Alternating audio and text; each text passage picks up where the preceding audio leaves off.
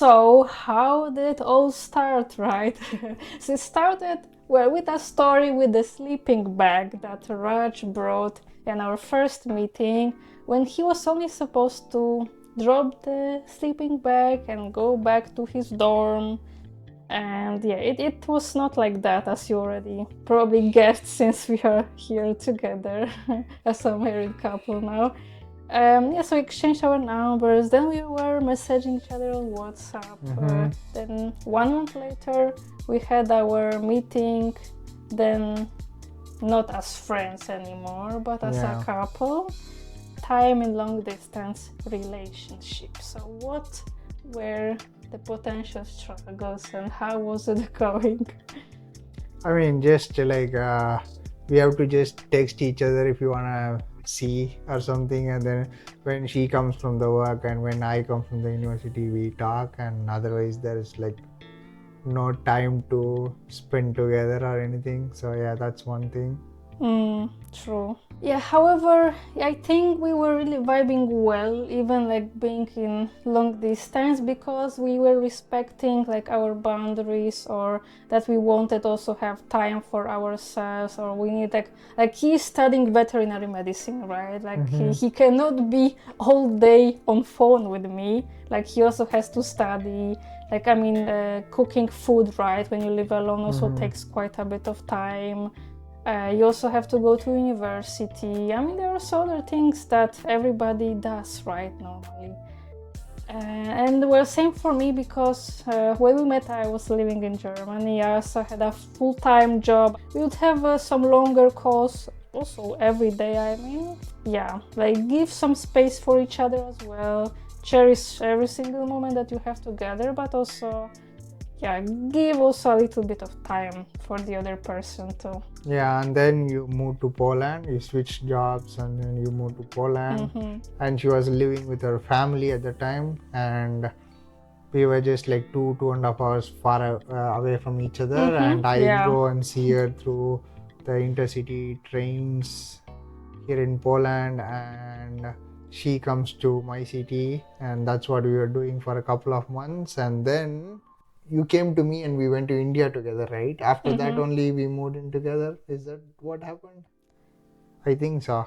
Yeah, so actually, she yeah. came to India with me to see my family and everybody, which is also vlogged in our channel extensively. And then we decided to move in together. We survived the close to like, I think like next month will be like 1 year anniversary of moving in together. Oh yeah. And also after moving in together, in 6 months we got married. Once in India, and then in 2 months gap, once in Denmark, and then registered in Poland. So that's what we did. So now the question is like, what was different when we moved in together? You thought from your side? Yeah, exactly. So how was it when we moved together? I mean, of course, well, when you move in together, suddenly more arguments are happening, right? Because it's like you don't have this scenario that you are only visiting each other when both of you are ready. Because, well, when you are in long distance and you plan meetings, like in our case, it was still optimal, right? Since it was like 2 hours train journey, 2 to 3 hours train. But we always were planning, making sure that, oh, he doesn't have exams during that time, or that I'm also, well, not that much busy. But then suddenly it's like, damn, you have to plan your space together, like how to cook, like whether we cook separately or together. Also another details, like, yeah, that was actually not the most challenging thing for me or for us. But planning the space, where we keep the spices, where we want to keep what, how to arrange the space, how to do the cleaning part also. Like these are like some small nuances that you come to conclusion that you actually need to talk about those things. And also cooking part is like something that's like very, very different. She's from Poland and I'm from India. I like eating rice and she likes eating bread. So that's an interesting thing as well.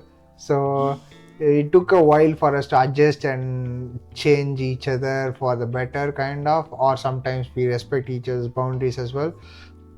Now we both have our own breakfast. Pretty much she makes my breakfast whenever I wake up, and then lunch we cook together, something Indian, exotic, Italian, or whatever country's dish, Mexican tacos and quesadillas and stuff. So we do all of those things. And then dinner time, sometimes we cook together, and most times we cook each other's meal separately. I eat something with rice or something, and she can have mostly like a sandwich filled with, like, let's say tuna, or sometimes like pesto or some kind of a filling inside the sandwich, and she eats that. And sometimes she also gives me the sandwiches as well when I'm lazy or like tired. yesterday. Yeah.